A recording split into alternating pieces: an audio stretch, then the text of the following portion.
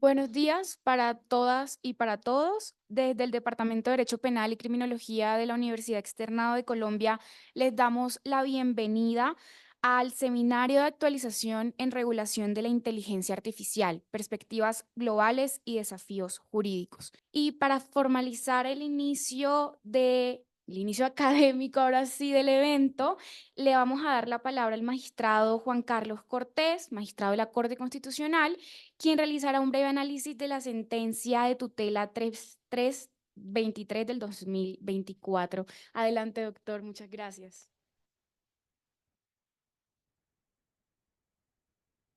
Muy buenos días, un afectuoso saludo, estimado doctor Reyes, queridos directivos del programa de la universidad, profesores, estudiantes, a quienes nos acompañan virtualmente. Constituye para mí un gran honor y un gusto estar en esta casa de estudios y participar en una dinámica tan constructiva que tiene que ver con un camino y con un recorrido que la humanidad transita en un tema de tanta trascendencia como este de las tecnologías, de los desarrollos tecnológicos, de los derechos digitales y de lo digital en el mundo del derecho.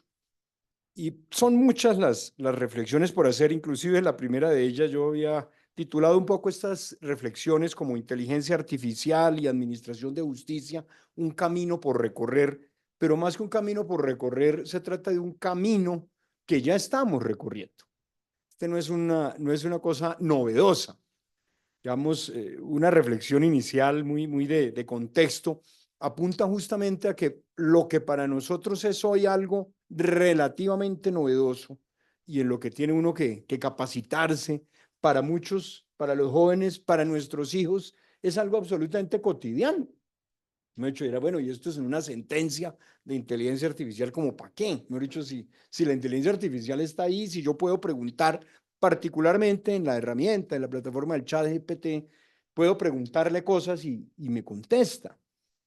Entonces, es una tensión, digamos, sociológica que evoca esa reflexión, digámoslo, dialéctica y hegeliana de si el derecho llega tarde, si el derecho construye o si es un reflejo de las realidades. Y qué importante este evento, entre otras cosas, para esa reflexión sobre la regulación, porque uno de los grandes temas de debate es si el ámbito de lo digital y el uso de las dinámicas y de las herramientas digitales requiere regulación o no, o es mejor que avance, digamos, y que se regule de determinada manera. En Perú, por ejemplo, y arranco y presento estas reflexiones, desde el año pasado, desde agosto, septiembre de 2023, hay un proyecto de reforma constitucional para expresamente permitir el uso de tecnologías, de estas tecnologías, en el ámbito de la justicia. Bueno, de hecho en Colombia nos encontramos, no sé, a la época de la sentencia, tal vez 5 proyectos de ley que estaban en curso, ya digamos van, y ahora, pero quedaban, digamos, se han ido decantando, en fin, hay varios proyectos legislativos en curso en el Congreso de la República, y esa es una de las primeras reflexiones que vamos a ver ahora un poco en el debate interno de si había, en qué medida regular, parametrizar o recurrir a derecho blando, a otro tipo de herramientas y a la ética, que es uno de los temas allí centrales en esta reflexión. Entonces, yo diría que el tema es muy amplio, por supuesto, muy difícil de concretar, pero muy importante de que demos un primer paso en su reflexión. Pareciese ser que lo más importante aquí es que las sociedades asuman que estamos en una etapa de transición histórica. Yo soy poco amigo de la concepción de crisis, pero sí que estamos en momentos de transición histórica y que combinan unas transiciones, la transición social y política en un mundo que migra, que cambia, en un mundo que se recompone sociológicamente, porque es que hay una recomposición sociológica, la integración de las familias, el concepto de los hijos, y esto tiene que ver mucho con lo digital, porque cuando yo migro, ¿por qué no puedo tener una familia, voy a decirlo en términos coloquiales, digital, ¿no? Las familias ya no necesariamente están unidas presencialmente. El afecto se va a expresar también a través de las redes, y no lo coloco en un ámbito esotérico o futurístico, pero sí quiero evidenciar eso, y solamente dejo una reflexión en uno de los retos del mundo del derecho en lo digital, el testamento digital. Cuando nosotros estudiamos, por ejemplo, el mundo civil, no pensábamos que en el futuro tendremos que ver el gran impacto que tiene la herencia, la sucesión desde el punto de vista digital, lo que yo heredo, lo que he logrado a través de mi construcción digital para trasladarlo. Entonces, cambios sociológicos, cambios planetarios, ambientales y, por supuesto, una dinámica inusitada de revolución tecnológica.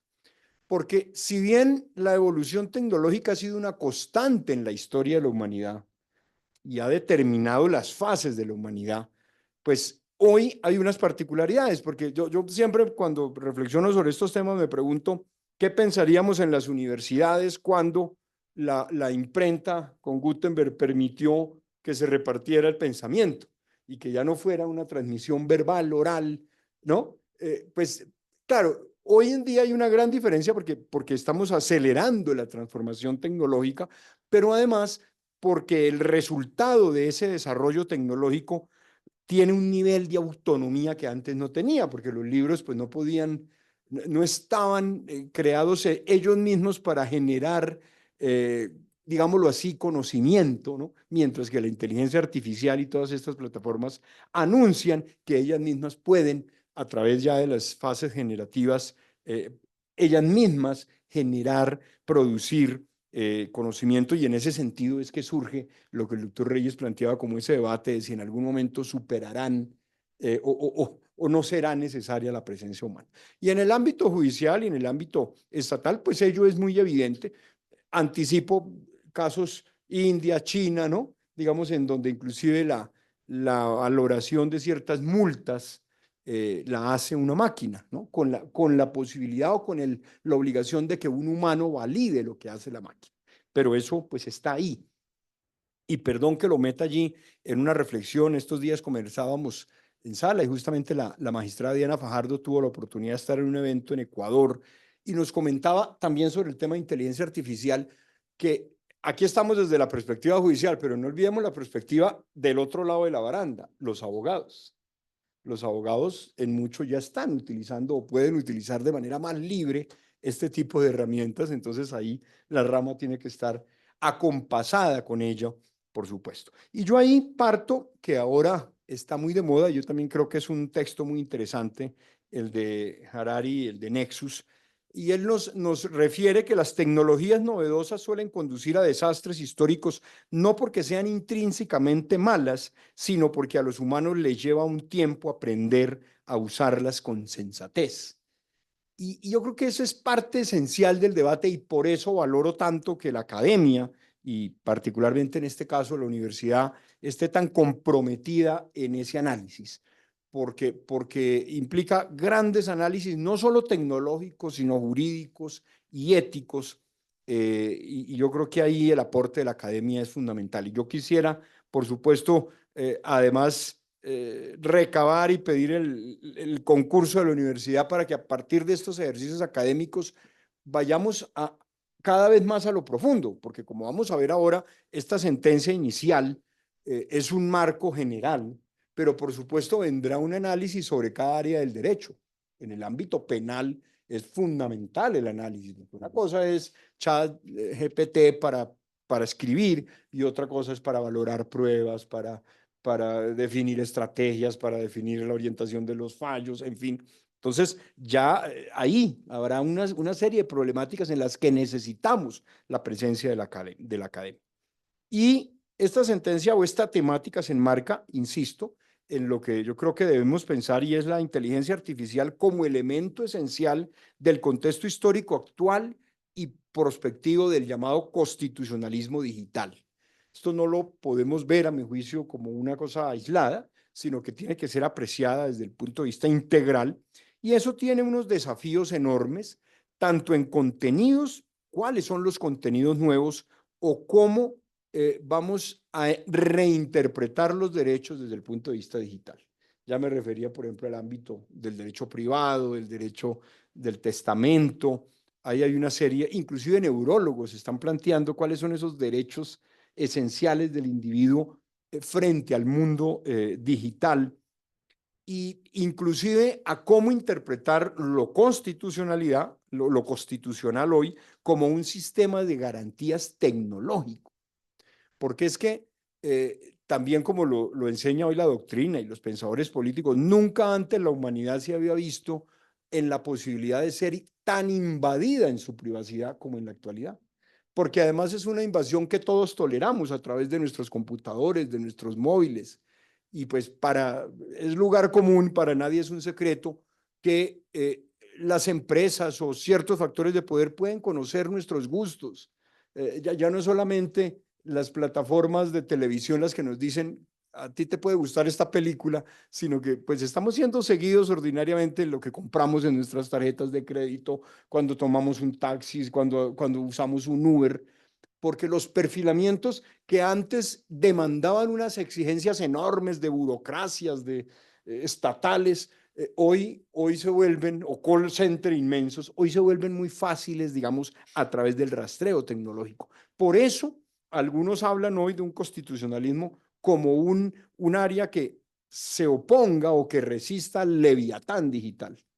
Y ya no es solamente el Estado, sino hay unas fuerzas detrás allí. Entonces, creo que este marco de lo constitucional digital es muy importante. La Corte Suprema de Justicia, en una providencia, si no estoy mal, de octubre del 2023, que citamos en la sentencia, reconoce el goce de los derechos, de los adelantos tecnológicos y el progreso de las ciencias como un derecho humano.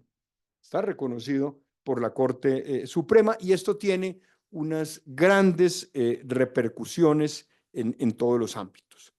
¿Cuáles son, a nuestro entender, algunas de las características o condiciones de la sentencia T-323 del 2024? Y yo quiero resaltar aquí que a esta sentencia llegamos no por fuerza del azar, ni siquiera de la selección de la misma Corte, que entre otras cosas este fallo primero no fue seleccionado. Entre otras cosas, yo estuve en esa sala de selección en la que no seleccionamos la sentencia por considerar que a lo mejor había que esperar un poco para que llegara un caso en donde, por ejemplo, viniera mal fallado o alguna cosa así, o que fuera diferente, pero que fue insistido por los magistrados de Fernando Reyes, Paula Meneses, por la Defensoría del Pueblo, y posteriormente se selecciona. Pero más allá de la selección, yo quiero resaltar aquí que llegamos a esta sentencia primera por la decisión de un juez de la República. Es el juez del circuito de Cartagena laboral que visibiliza en su fallo, en la segunda instancia de la tutela, que hizo uso de la tecnología ChatGPT. O sea, aquí es una acción, entre otras cosas, un funcionario judicial de los tantos muy diligentes y comprometidos que en la época de la pandemia creó una barra tecnológica para desde su despacho ayudar, digamos, a dinamizar, y dicta clases en sus materias y siempre incluye el tema tecnológico. Paréntesis. Ahora también el doctor Yesid nos comentaba la práctica de cómo se avanza.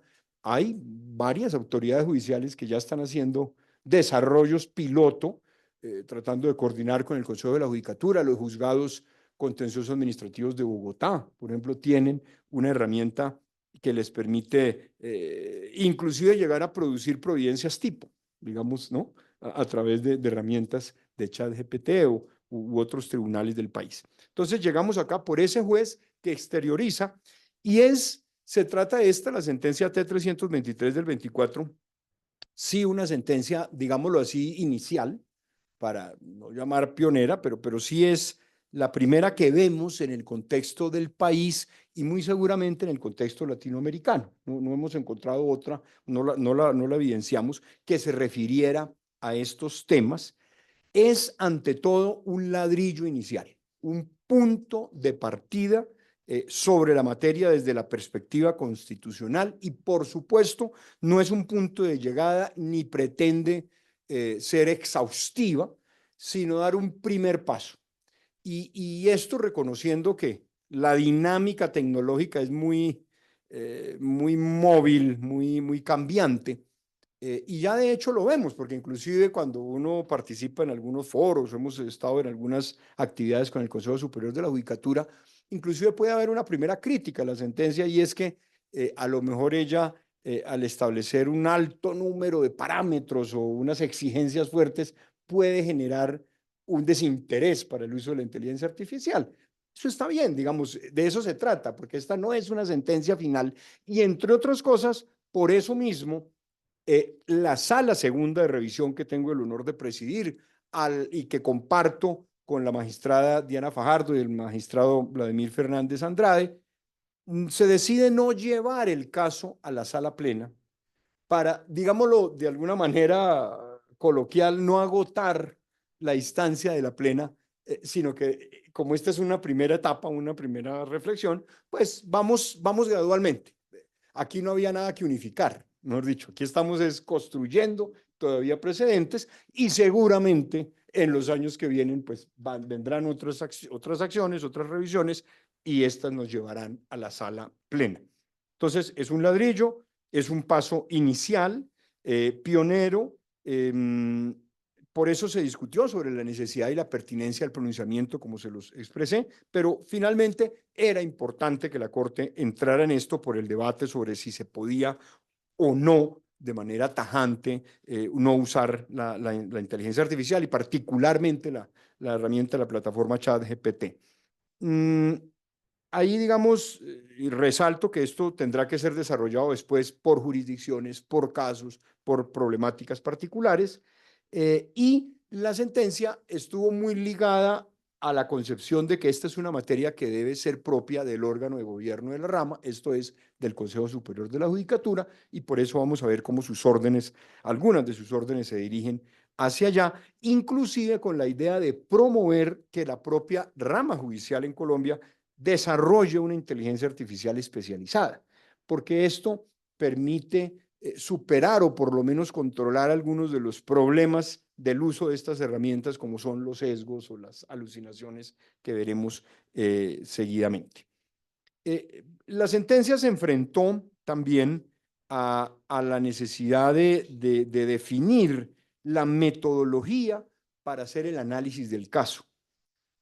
¿Y esto por qué? Fíjense ustedes que uno podría asumir esta cuestión como un tema preliminar, como una cuestión previa o como un tema de fondo, porque detrás estaba una discusión sobre si se había vulnerado el debido proceso o no en la adopción de la sentencia de segunda instancia. Y esto nos podría llevar a una nulidad de la actuación. En este caso, la sala segunda consideró no asumirlo como una cuestión preliminar, sino es analizarlo de fondo dentro de la sentencia por la novedad y por la necesidad de precisar, digamos, el ámbito de aplicación de la herramienta para el caso particular. Y esto, pues, además nos lleva a unas reflexiones operativas en lo judicial adicionales o de futuro, y es las relacionadas con los estudios de validez de las decisiones. Habrá que ver, digamos, cuando se usen este tipo de tecnologías, las facultades del juez de cualquier jurisdicción. Acá estamos hablando de la jurisdicción constitucional para ver si de oficio o de carácter rogado se valora si el uso de las tecnologías compromete derechos fundamentales. Compromete el derecho fundamentales. Es un tema que va a estar sobre la mesa, digamos, en las discusiones hacia adelante. Seguramente podríamos llegar, y aquí hablo a título más libre, a ciertos incidentes, ¿no? Ya no solamente es un incidente, la tacha de un testigo, ¿no? Sino que vamos a hablar de los incidentes de cómo se usa la tecnología para valorar una prueba, en fin, para sopesar, por ejemplo, el valor de las pruebas en un proceso, seguramente podremos llegar allá. Y, digamos, en este caso también quiero resaltar que el uso de la tecnología del ChatGPT se empleó por el juez después de tomar la decisión y para ahondar en el sustento de la decisión de segunda instancia, él le hizo 4 consultas al ChatGPT, las copió y copió las respuestas de la misma. solamente para que lo recordemos, lo tengamos en cuenta. Este era un caso de salud, un menor autista, y estaba en debate la concepción de tratamiento integral y el pago de cuotas moderadoras para su atención. Entonces, el despacho de segunda instancia le preguntó a la plataforma de ChatGPT: menor autista, primero, ¿está exonerado de pagar cuotas moderadoras en sus terapias? Dos, ¿las acciones de tutela en estos casos se deben conceder? Tres, exigir en estos casos la cuota moderadora es una barrera de acceso al servicio de salud. Y cuatro, la jurisprudencia de la Corte Constitucional ha tomado decisiones favorables en casos similares. Esas fueron las preguntas formuladas, y ustedes ya lo saben, pero lo resalto. La forma en que se planteen las preguntas son determinantes. Y de hecho hay algo interesante que ustedes pueden ver en la sentencia: es que nosotros ordenamos como prueba dentro de la revisión realizar preguntas a la plataforma desde diferente enfoque. Y ahí ven ustedes como respuestas diferentes. Por ejemplo, si uno enruta al chat GPT y le dice, conteste como un juez, o conteste como un abogado, o conteste como un estudiante, cambia, digamos, la respuesta. Pero entonces, esas fueron las preguntas. Van a ver ustedes que en la misma sentencia se resalta cómo de la prueba practicada con OpenAI se les preguntó, digamos, sobre los parámetros de validez, los alcances de la plataforma, y allí se resalta cómo ellos mismos señalan que ChatGPT produce texto prediciendo la siguiente palabra más probable en una frase de respuesta a la consulta del usuario. La siguiente palabra más probable no siempre es la más exacta desde el punto de vista factual. Nuestros servicios pueden generar output incompleto, incorrecto u ofensivo que no representa las opiniones de OpenAI, y dichos resultados pueden ser inexactos, mentirosos y en ocasiones engañosos. Digamos, obviamente, porque no es una plataforma para producir una decisión o para generar insumos directamente de decisión judicial, y eso se resalta, digamos, en la sentencia. Claro, yo ahí dejo también para la reflexión muy académica, y me parece un tema interesante de abordar las diferencias que hay entre la sustanciación humana y la sustanciación digital. Y quiero decir, porque ahorita lo vamos a recordar, el tema de los sesgos, de las alucinaciones, los seres humanos también los tenemos. Y hay unos mecanismos de control, como son las recusaciones. ¿Vamos a llegar a las recusaciones digitales? ¿Vamos a llegar a ese esquema? Eh, no sé, pero planteémoslo, porque además, cuando a uno le llega una providencia sustanciada, un auto o una sentencia, pues esa sentencia también, si nuestro sustanciador no está actualizado, pues está desactualizada o está errada. Acá le llega de una máquina. Igual la importancia es quien revise, pero lo pongo de presente, digamos, frente a eso que la misma OpenAI resalta, y es que una plataforma como esta, pues puede secuenciar la palabra, responde a unos algoritmos, pero no tiene la exactitud, digamos, para el tema. Otro de los debates al interior para la estructuración de la sentencia tuvo que ver con los niveles de aproximación a la gobernanza en materia de inteligencia artificial, y particularmente en materia de uso del chat GPT. Y ahí estuvo el debate, o en la reflexión de los antecedentes que revisamos entre el soft law y el hard law. Digamos, qué espacio debe tener el derecho duro, la norma imperativa, coactiva, o el uso de parámetros de otra naturaleza. Y ahí se evaluó, por ejemplo, algo que la doctrina a nivel internacional ha mirado, y es el nivel del ritmo o el problema del ritmo. Y es que, por supuesto, como la tecnología va tan adelantada y tan acelerada, las normas tienden a quedarse rezagadas. Y de hecho, tuvimos muy de presente la decisión del Parlamento Europeo y de la Comisión de este año mismo, formalizada en el 2024, pero se ve cómo esto tiene una dinámica, y el problema del ritmo siempre, digamos, estará ahí. Y lo otro es, en esto, como un balance global, uno diría que Europa se ha caracterizado porque ella quiere, así como lo hizo en responsabilidad social, quiere tener el avance, ser pionera en el avance regulatorio. Y ahí también tenemos que ver el que la doctrina llama el efecto Bruselas, y es que nos dejemos, de que acopiemos, digamos, las normas que salen en la Unión Europea. Obviamente hay que siempre adecuarlas a las realidades nacionales y las realidades particulares, pero sí es evidente que Europa va avanzada, digamos, en el tema regulatorio, en el tema particularmente de regulación, mientras otros países están invirtiendo más en los desarrollos tecnológicos sobre el particular. Justamente por eso el reglamento del 2024, el 1689 del Parlamento Europeo y del Consejo, que es pedido el 13 de junio de 2024, fue muy tenido en cuenta en la providencia, más con ese modelo de gobernanza de la inteligencia artificial basado en el riesgo, ¿no? Basada en la concepción de riesgo, y dentro de esa concepción se encuentra que son de alto riesgo en los sistemas de inteligencia artificial que se aplican al área de justicia, ¿no? A la administración de justicia, incluidos los modelos de resolución de conflictos y, por supuesto, la investigación e interpretación de hechos y de la ley, y la aplicación de la ley a un conjunto concreto de hechos. Por eso se exige desde ese modelo de gobernanza de los riesgos, se exigen unas medidas especiales y unas restricciones mayores, digamos, para el uso de las tecnologías en estos ámbitos judiciales. Paréntesis, el Consejo Superior de la Judicatura viene trabajando muy intensamente con UNESCO en la actualidad para construir unas directrices, no solamente para transferencia de tecnología, para capacitación, sino también para generar unas directrices ya mucho más específicas y especializadas en materia de IA y para las decisiones judiciales, y eso es muy interesante.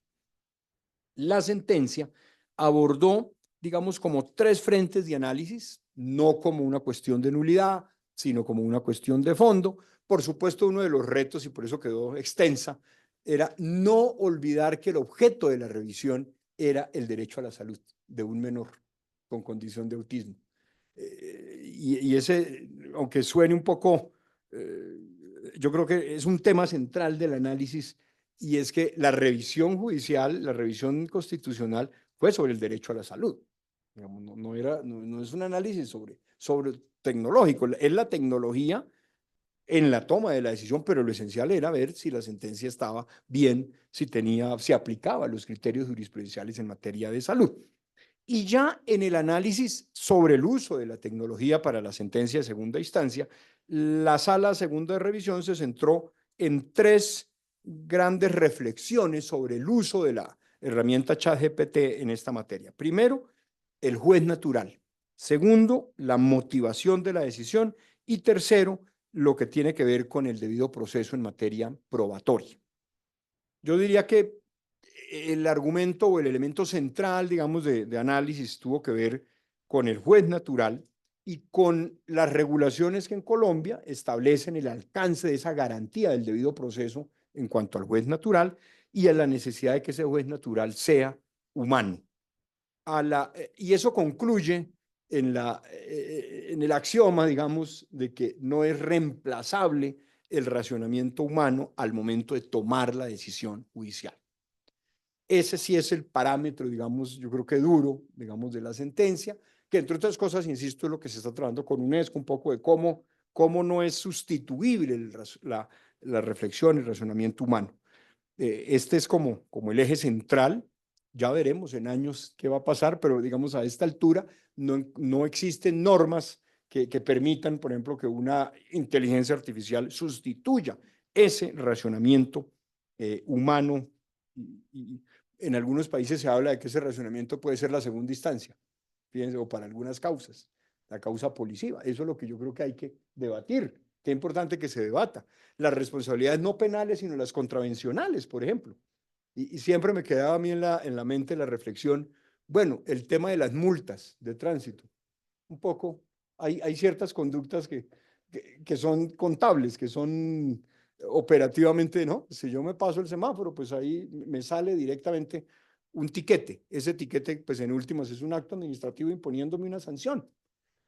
Bueno, Entonces, ¿cuál es el papel del inspector? ¿Cuál es el papel en fin, del funcionario administrativo? Pero bueno, esta sentencia en un ámbito judicial parte de que no es sustituible el razonamiento, la razón humana para tomar la decisión, y que uno de los riesgos es la sustitución del juez humano. Y ese es el que, a juicio de la sentencia, debe evitarse.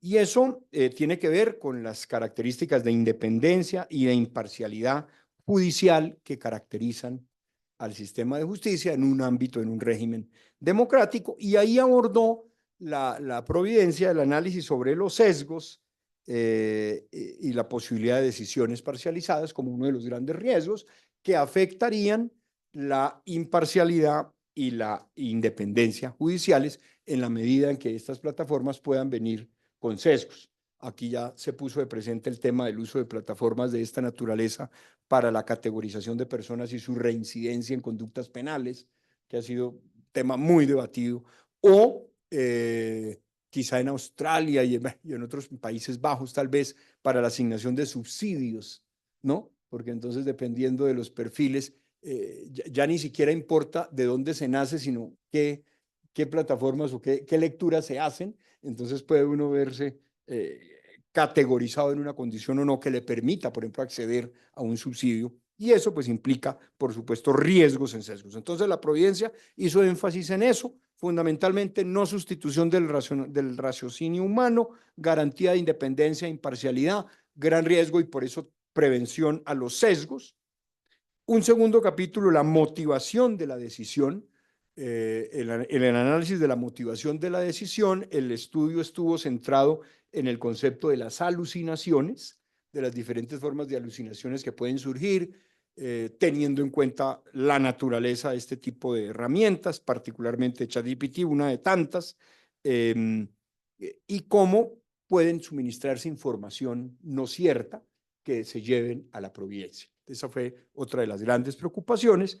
Y finalmente, en cuanto al debido proceso, se hizo análisis sobre el debido proceso probatorio, particularmente frente a la reflexión sobre el riesgo de exclusión de pruebas por irregularidades en el uso de la inteligencia artificial, que en este caso era menor por la naturaleza del debate, pero sobre todo el riesgo de afectación a los derechos a la intimidad y a la privacidad. Fue otro de los temas desarrollados en la Providencia como una gran alerta, y es que por supuesto la información que se suministre a estas herramientas o que se recoja de ellas puede comprometer gravemente los derechos de privacidad e intimidad. Imagínense casos de tutela, en fin, no pueden, tienen que manejarse toda la reserva necesaria para garantizar los derechos a la privacidad y a la intimidad. Y ahí la Providencia pasó a hacer un análisis sobre en qué campos entonces podría ser más aconsejable el uso de la inteligencia artificial en el ámbito judicial, por supuesto resaltando todos los campos que tienen que ver con gestión judicial, gestión de los despachos, con administración de la justicia, en los cuales el campo, digamos, tendría menores riesgos, y excluyéndose aquellos que impliquen la sustitución de la racionalidad humana. Por supuesto, el manejo del despacho, el seguimiento estratégico o, como en el caso de Pretoria, el aporte de información para que el juez tome la decisión sobre qué tutela seleccionar o no, dependiendo del número de casos, de la temática, de si hay evidencias o indicios de que se está quebrantando un precedente constitucional o que se están presentando más situaciones de anormalidad en una región o en otra. Es muy válido, no así, digamos, que se sustituya la decisión por parte del juez. Y entonces la sentencia concluye que el uso de la inteligencia artificial, particularmente el ChatGPT, es permitido con un uso razonado y ponderado, es admisible su uso ponderado y razonado, sometido a 4 condiciones básicas. Primero, el criterio de no sustitución de la racionalidad humana y la asunción de las cargas principales que la sentencia resalta, que son las de transparencia, la carga de responsabilidad y la carga de privacidad.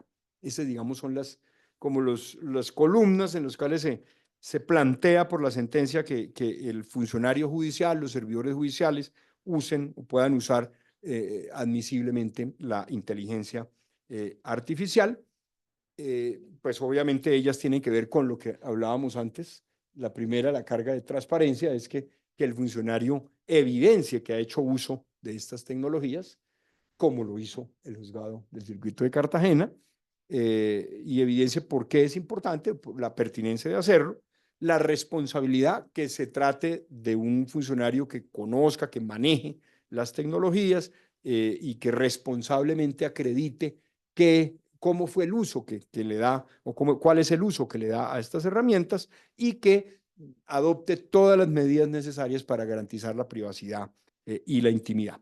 La sentencia fomenta el desarrollo de una plataforma de inteligencia artificial que se diseñe exclusivamente para el ejercicio de la función pública de administración de justicia, en este caso bajo la dirección del Consejo Superior de la Judicatura, y procede a la solución del caso concreto, evidenciando que se había fallado adecuadamente la tutela en instancias, particularmente en segunda instancia, que el reconocimiento del derecho, pues, concede ajusta parcialmente la sentencia en lo que tiene que ver con alguna de las prestaciones, pero reconoce que se falló adecuadamente y que no se vulneró el derecho al debido proceso de las partes, porque el juez razonablemente había transparentado el uso de la inteligencia artificial y había cumplido mínimamente con las cargas, pues cargas que además apenas ahora la Corte estaba evidenciando que no se le podían imponer con un rigor tan alto al fallador en segunda instancia.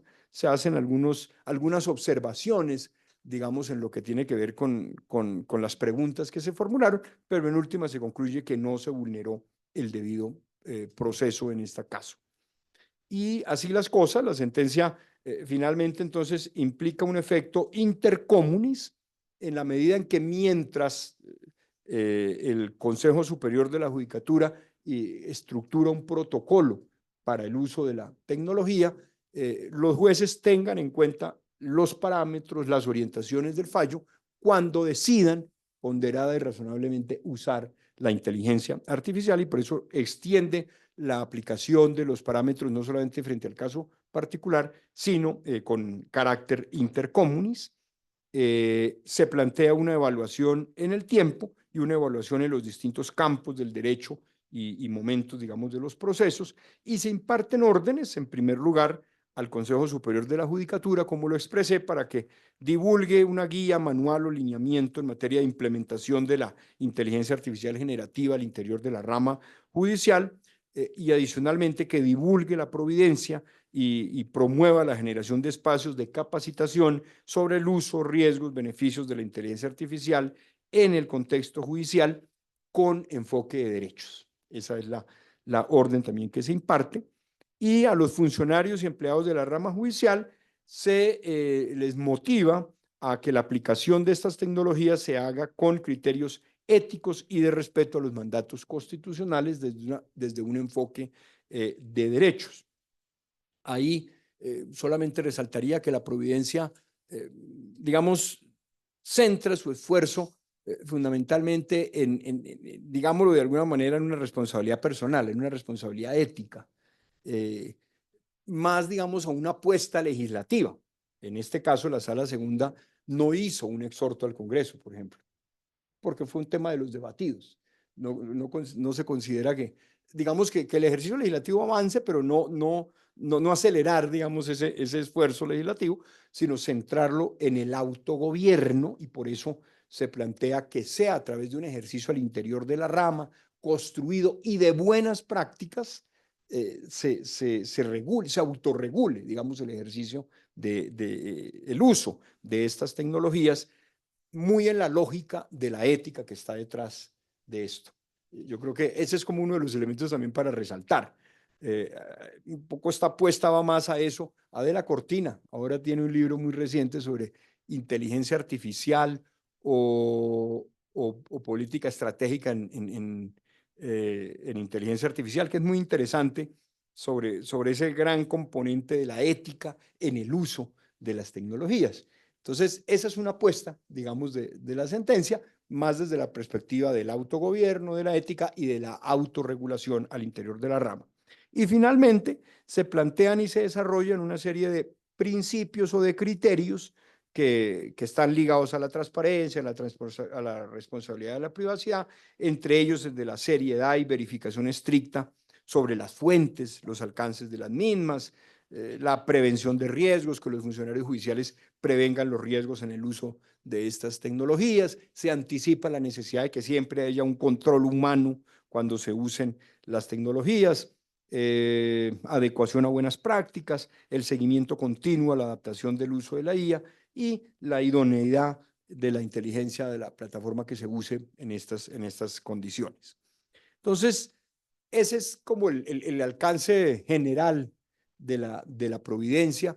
Y yo creo que esto no se trata de nada diferente a una aproximación inicial de llamado a que socialmente nos abordemos la necesidad de evaluar cómo las tecnologías de la información nos van a ayudar en el ámbito de la justicia. Yo creo que ese es el factor fundamental. Yo cerraría señalando cómo hay un gran esfuerzo de la rama judicial, por supuesto, por actualizarse a nivel institucional, desde el Consejo Superior de la Judicatura, desde cada jurisdicción, pero más allá de eso, desde cada despacho. De verdad que en la participación en diferentes eventos yo he podido ver cómo desde la misma rama, todos los funcionarios, los servidores están en eso, en ver cómo usar las tecnologías para mejorar el servicio. Yo creo que eso es muy importante y ya este es un paso para que no nos arrolle la tecnología. Yo creo que eso es lo que nos toca hacer ese gran llamado y ya estamos en esa opción y es que no seamos arrollados por el uso de estas tecnologías, sino que sepamos usarlas y además que tengamos un criterio resiliente, porque yo creo que aquí es de estas materias en la que poco como este caso está escrito en piedra. Realmente la dinámica evolutiva de la tecnología y de las sociedades va haciendo que el derecho tenga que adecuarse a esas nuevas realidades y por eso pues este es un primer aporte. Vamos a ver ya su implementación y vamos a ver casos que vengan y vamos a ver todo lo que desde la academia se vaya construyendo. Yo creo que el país en eso va, va a un ritmo interesante en sus actores y por supuesto aquí hay más futuro que pasado. Hemos transitado las máquinas de escribir, los computadores, vamos ahora a, a un ritmo inusitado, pero yo sí me imagino que vamos a tener una transformación progresiva en las instituciones de justicia usando nuevas tecnologías. Y esas se van metiendo. Qué bueno, por ejemplo, que haya tantas personas hoy conectadas. Esos son los beneficios de la pandemia, que podamos extender las capacitaciones no solamente a lo presencial, que podamos compartir el tiempo de familia en el trabajo, en casa, en el trabajo remoto, que la deslocalización humana no implique la deshumanización del mundo. Eso me parece que es lo fundamental, como también que el uso de las tecnologías de la información no impliquen y no puedan implicar nunca la deshumanización de la justicia. Que si bien la administración de justicia es una actividad de dioses en la medida en que es nada menos que determinar qué es lo justo en un caso concreto, en un caso particular, esa no se la traslademos a un ente automático, sino que mantengamos esa responsabilidad humana con las tecnologías a favor de que esa justicia sea la más adecuada y ponderada posible. Muchísimas gracias por esta oportunidad que tanto me honra.